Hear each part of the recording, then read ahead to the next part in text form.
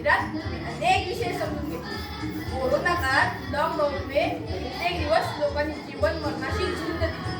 कोरोनामध्ये आपल्या सर्वांची शाळा बंद होत्या, त्यामुळे काही शाळांनी फोनवर अभ्यास पाठवायला सुरुवात केली. पालकांनी तो घरी पूर्ण करून घ्यावा अशी सूचना होती त्यांच्याकडून. या काळातच मुलांचा व फोनचा संबंध थोडाफार वाढत गेला. मित्रो, आज आपल्यासमोर अभ्यासाचा वेळ लावणारी कथा सादर करणार आहे. म्हणजे शीर्षक आहे अभ्यासाचा वेळ. ऐका तर मित्रो, श्री नावाचा एक छोटा मुलगा होता. तो एका 7वी मध्ये शिकत होता. त्याला रोजच मोबाईल मध्ये व्हिडिओ गेम खेळणे, तासून तास मोबाईल टीव्ही पाहण्याची फार आवड होती. ती आवड सवय केव्हा बदलली ते त्याला समजलेच नाही. त्यामुळे मोबाईल न पाहिल्याने, व्हिडिओ गेम न खेळल्याने तो अस्वस्थ व्हायचा, चिडचिड करायचा. इतकीच काय, म्हणजे कशातही लक्ष लागायचं. कधी कधी तो जेवताना, अभ्यास करताना मोबाईलच्या विश्वास हरवून जायचा. त्याच्या आईला त्याच्या अशा वागण्याचा खूप राग यायचा.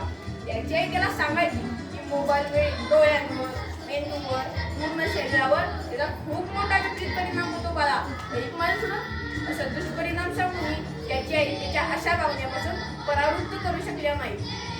मोबाईलचे जडले व्यसन झाले विषण. मोबाईलचे जडले व्यसन झाले विषण.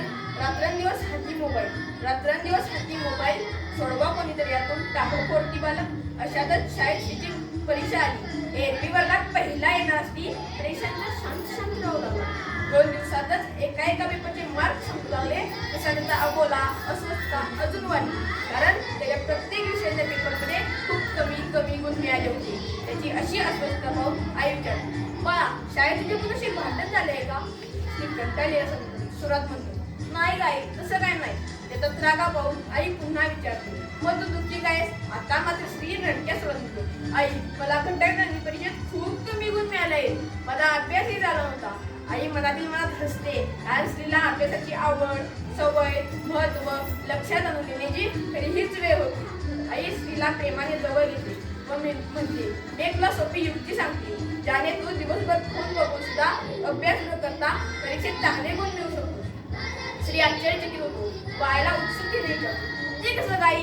आई म्हणते, अगदी सोपं आहे. हे बघ, संध्याकाळी झोपताना ज्या विषयाचा अभ्यास करायचा आहे त्या विषयाचं पुस्तक तू उशाखाली ठेवायचं.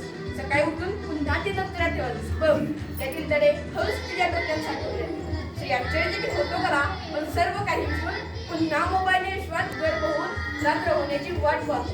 रात्र होताच तो मराठी भाषेचे पुस्तक उशाखाली ठेवतो. सकाळी उठून ते दप्तरात ठेवतो.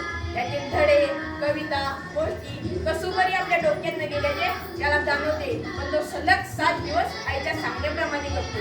आईच्या युक्तीचा कसोबरी फायदा न झाल्याचे त्याला समजते. तो आईला संकोचाने सांगतो, तुझी युक्ती काही कामाची नाही बघ. आता मात्र आई स्त्रीला विचारतो, तू किती वेळ पुस्तक उशाखाली ठेवलंस?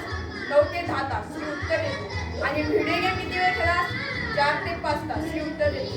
मग बाळा, व्हिडिओ गेमचे काही तास आणि मोबाईलचे काही तास जर तू अभ्यासाला दिलेस तर ज्या निष्ठेने आणि आवडीने तू दुसऱ्या गोष्टी करतोस त्याच आवडीने आणि एक चिंताने जर तू अभ्यास केलास तर?